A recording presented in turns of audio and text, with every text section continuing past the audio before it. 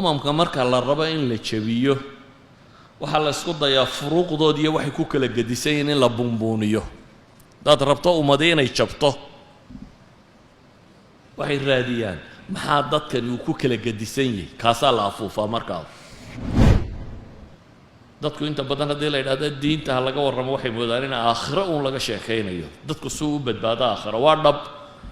aakhirada way ka muhiimsantahay adduunkan iyo waxaan yaalo dhan in aakhiro la badbaado waxa koowaad laakiin waxaan leenahay waxaan rabnaayo kale inaan tan ku badbaadno waxa ka imanaya bay leenahay maamul marka la samaysto maamul baan samaysanaya adeeci ma yada aqli maaha suurtagal maaha maamul iyo kala dambeeyna haday jirto waa in taaca jirtaa dhulka kale oo dhan ka kaale masaajidku imaam buule iyo muadin haddaynan ka dambaynin inay iyagu inta ay ugu hogaamiyaan dee masaajidku socon maayo kii soo galaba hadduu yidhaha war salaada maxaa loo tukan waayo adeer iska fadhi adigu mas-uulka ba tihidi walaa loo xil saaray oo xilkan haysa haddaan looga dambayna lagu qabsado alamn walistiqraar khaasatan alamn walistiqraar الsiyaasi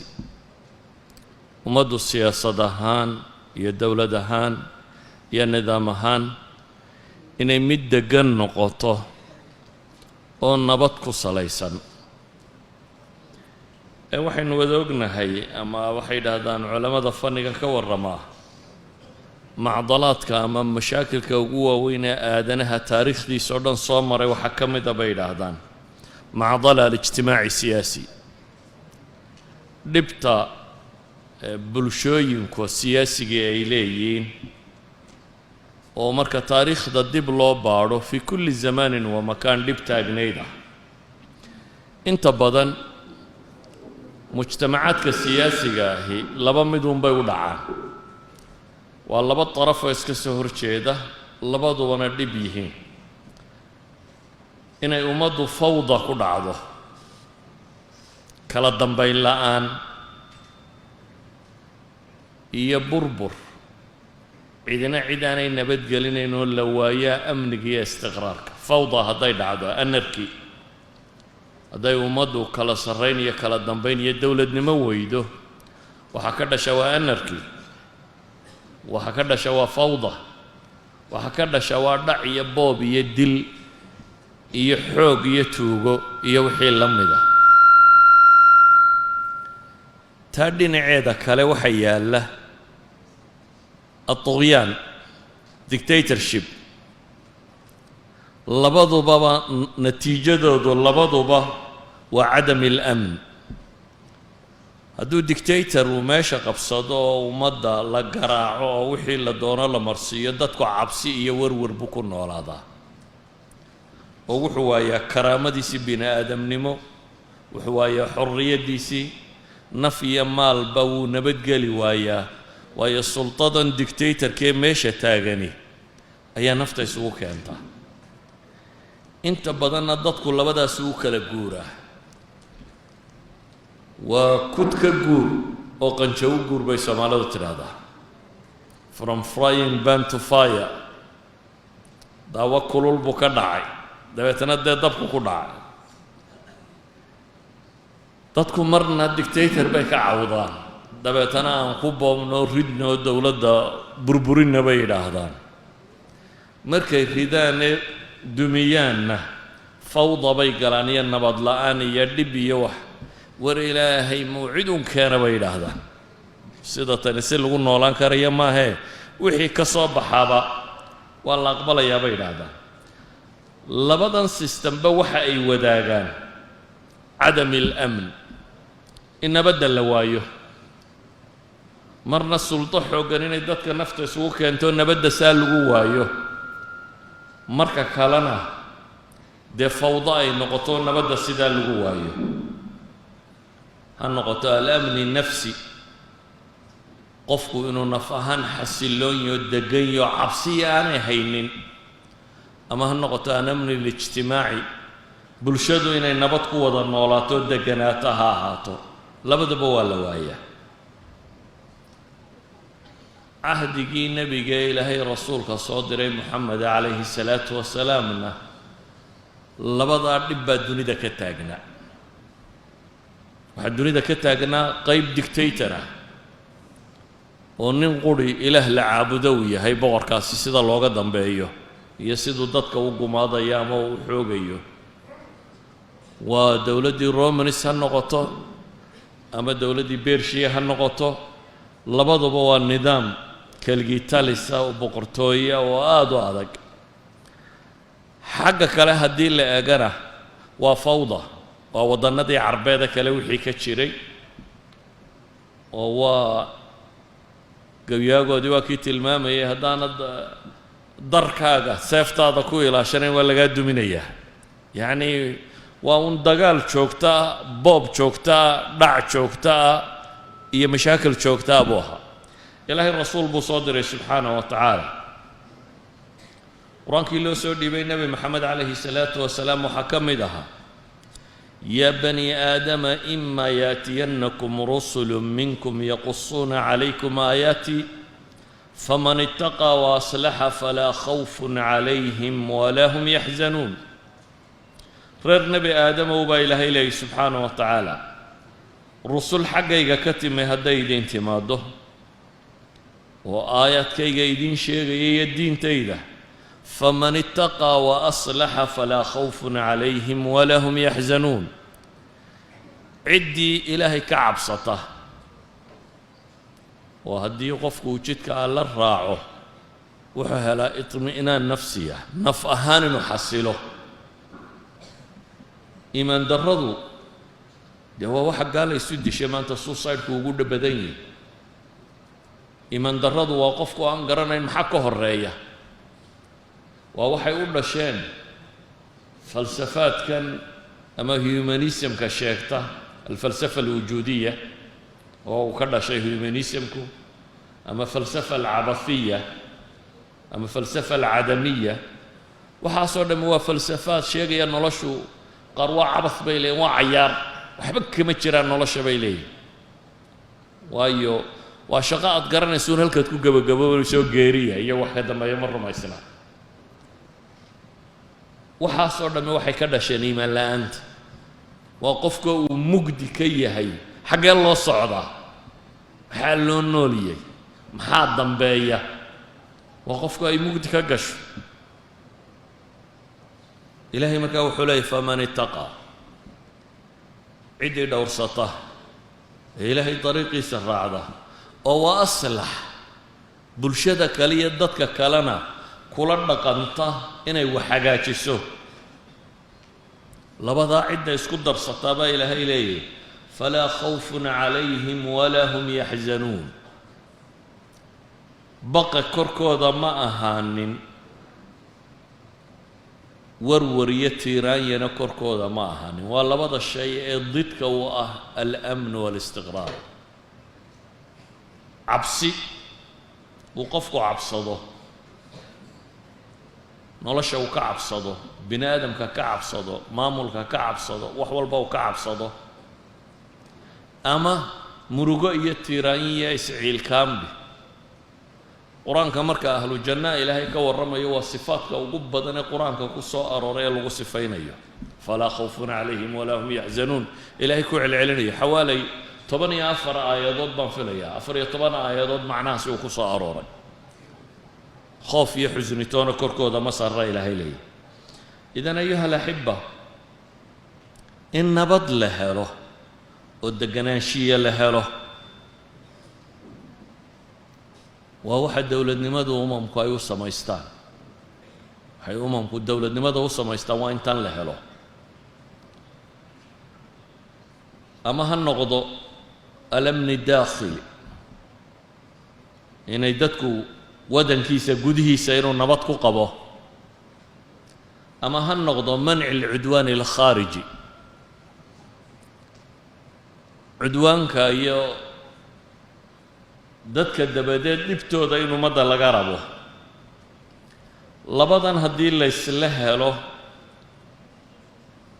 oo amniga iyo istiqraarkaasi haddii la helo waxay dhahaan waa sulamu taqadum waa sallaanka horumarkaba loo fuulo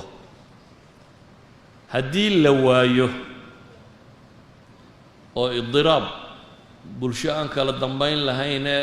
daydaygu ka taliyo ninkii xoog badan iyo ninkii seef sita ama qori sita uu ka taliyo iyo khawf iyo cabsi dadku ku noolaadaana waa طريق التخلف bay yidhaahdaan waa nolosha dib u dhaceeda taa macnaheedu waxa weeyaan ummaddu labadan darafba waa inay ka digtoonaataa darafkan duqyaanka ah iyo darafkan fawdada ah mid hadday ka guurtana waa inaanay ka kale u guurin tana Soomaaliya dawlado kale talisaba soo maray laakiin ka guura bay sidaahdeen oo la dirireen oo la dagaalameen dhinaca kale bay u guureen fawdada hadana loo guuray marka labadan inaad u kala guurtaa waa kudka guuro qanjow guur labaduba waa khawfkii iyo cabsidii iyo baqihii iyo dhibtii oo qofku aanu naf iyo maal toona la nabadgelaynin waxa habbooni wuxuu yahay in dhexda loo guuro dhexduna cidda qudhee dabdin karta ee saxi karta waa ilaahay subxaanahu wa tacaala waa ilaahay wuxuu diintiisa u soo rogay inuu labadaa kaa ilaaliyo inaad xaggaa u guurto iyo inaad xaggaa u guurto inuu kaa ilaaliyo bini aadamkuna markuu maankiisa isticmaalayo inta badan labadan unbuu u gabi dhacleeyaa dowlatulqaanuun sida qura ay ku samaysmaysaa waa kan masalada amniga intaanan xooggeeda iyo buunbuuninta qur-aanka iyo sunnadu ay ku tilmaamtay ama ku sifaysay aanan tilmaamin waxaan leenahay nabigu calayhi salaatu wasalaam wasaa'ishu adeegsadeen labadan ka raray hadday dowlad ama ummadi rabto inay nabad hesho inay istiqraar hesho waxaan leenahay waa inay diinta rabbi raacdaa kaasaa labadanba ka ilaalinaya oo sistamka islaamku ogolyay waa waxay ku tilmaamaan dowlatulqaanuun dowlad mabaadi'du xukuntay aan ashkhaas ku xukumin oo qof ku amarku taaglayn kara aanu jirin dowlad kala dambayn iyo taaca leh oo aan fawdo ahayn sidaa awgeed waxay yidhahdaan culimmadu wixii koowaadee nebi maxamed uu adeegsaday si taa loo helaa dadku inta badan nudumka idaarigaaba maskaxdooda ku soo dega laakiin waxay leeyihin wixii koowaad ee uu adeegsaday waa rabtu nnaasi birabbihim dadka in rabbigood lagu xidho dadka rabbigood marka lagu xidho maxaa dhasha bay yidhaahdaan waxaa dhasha sharkoodaa yaraada si sharkoodu uu u yaraado si ballamada iyo mucaahadaadka iyo heshiisyadiiyo waxay wada galaan ay u oofiyaan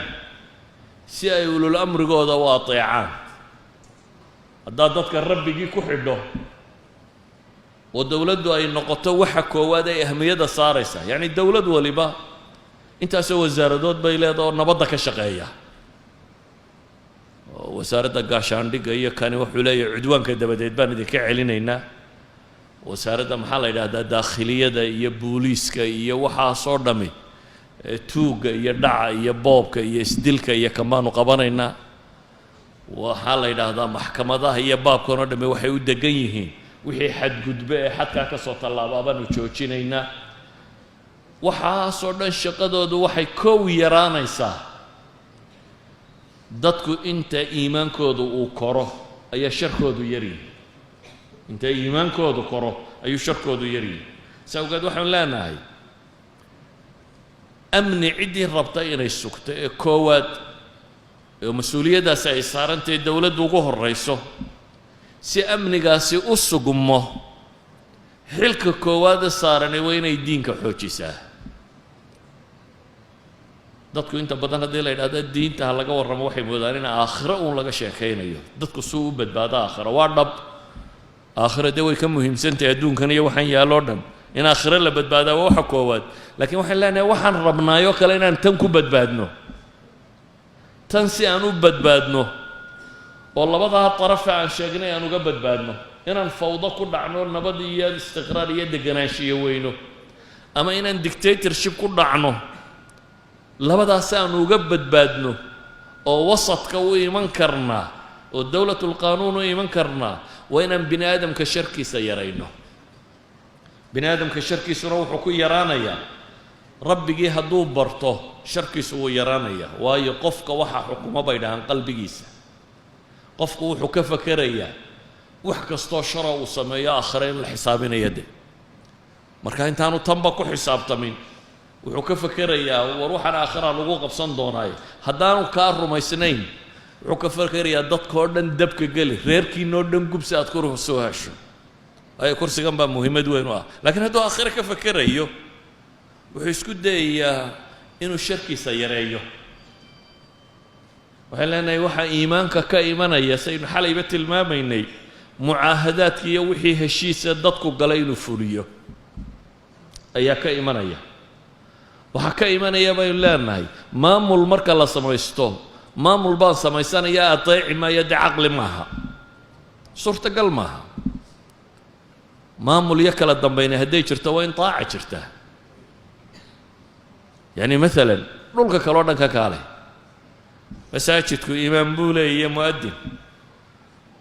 haddaynan ka dambaynin inay iyagu inta aynugu hoggaamiyaan dee masaajidku socon maayo kii soo galaba hadduu yidhaha war salaadda maxaa loo tukan waayo adeer iska fadhi adigu mas-uul kama tihide walaa loo xil saaray oo xilkan haysa haddaan looga dambayna lagu qabsado dee wuxuu socon maayaa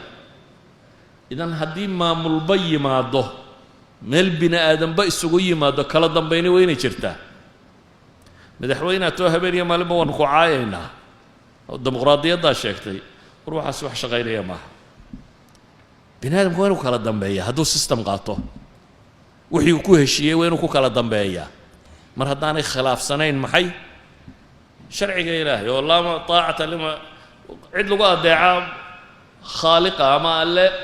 isyaankiisa ma jiro laakiin wixii ka soo hadha dadku waa inuu systemkooda raacaa sida awgeed nabi maxamed calayhi salaatu wasalaam markuu dowladdiisii dhisayey ee uu madiine yimi muxuu ka bilaabay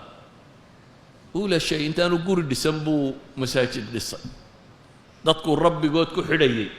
tan baa ka muhiimsan gurigiisa xafiisu wax ka maamulo waxa ka muhiimsan inuu masaajidka helo inuu dadku rabbigood ku xidhmaan baa ka muhiimsan nabigu calayhi salaatu wasalaam kaas buu uga bilaabay qodobka labaad aynu tilmaamayno ee amniga iyo nabadda suga waxaa ka mid ah oo ay dowladaha ku dadaalaan tajaanus ashacab ummadda in furuuqdeeda la yareeyo khilaafkeedu yaraado kullamaa dadka khilaafkoodu yaryay ama dadku ay mutajaanis yihiin istiqraarkoodu iyo deganaanshiyahoodu wuu badanayaa tajaanuskaynu sheegayna waa maxay waa dadku markay wada haystaan maalan af luqo ama af waxaa doonta dhe diin iyo caqiido umamka marka la rabo in la jabiyo waxaa la isku dayaa furuuqdood iyo waxay ku kala gedisan yihiin in la bunbuuniyo haddaad rabto ummadi inay jabto waxay raadiyaan maxaa dadkani uu ku kala gedisan yahay kaasaa la afuufaa markaa si uu khilaafku u badan karo muranku u badan karo dadka waxa kulmiya kow waa markay isku diin iyo caqiido yihiin waa markay ilaahay ka cabsanayaan ilaahay qur-aanka muxuu ku tilmaamayay waallafa bayna quluubihim low anfaqta maa fi lardi jamiican maa allafta bayna haddaad waxa dhulka yaalloo dhan bixiso qulubtooda ma jamcin karaysa laakiin qulubtoodu ta allay ku jamcaysaa marka ilaahay subxaanahu wa tacaala tiisa ay raacaan duwalku in nabaddaa la helo waxay u samaystaan iyo tajaanus in laga helo wasaa'il badan oo la raaco maalan dowlado inta ugu badan leh wasaaraddan la yidhahdo wasaaradda tacliimta wasaaraddan la yidhahdo wasaaradda iclaamka iyo qaanuunka iyo booliisku waxay yihiin waxa dadka lagu mideeyo tacliimku wuxuu sameeyaa in dadka kan caqligooda dhan loo wada jeediyo valueskooda iyo waxay rumaysan yihiin la mideeyo haddaad aragto mujtamacaad la buunbuuninayo la rabo in la afuufo minorities wax la yidhaahdo waa la abuuraa ma aha kuwii dabiiciga ahaa ee ilaahay abuuray laakiin waa ku la abuurayo